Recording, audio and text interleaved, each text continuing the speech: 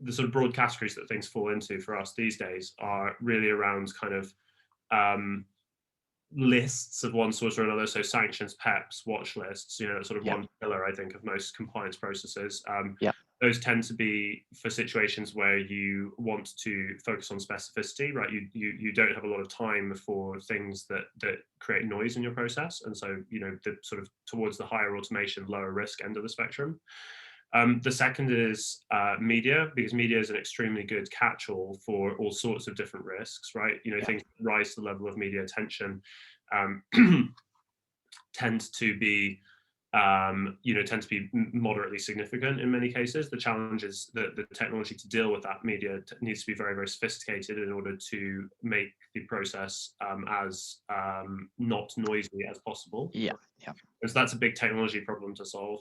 And then I think the third area is really information about people and about companies. So sort of entity information in the broadest sense, right? Legal and natural person entity information.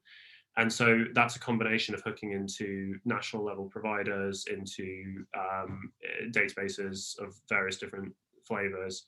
And if you put all those things together, what you're able to do is you're able to build a profile quite quickly of counterparties and of customers that allows you to make good risk decisions about them. And indeed, if you're able to automate that, you're able to define the scenarios in which you don't need human intervention, typically, because you're confident enough in your search methodology, you're confident enough in the risk findings, I guess, the risk scoring that comes out of that.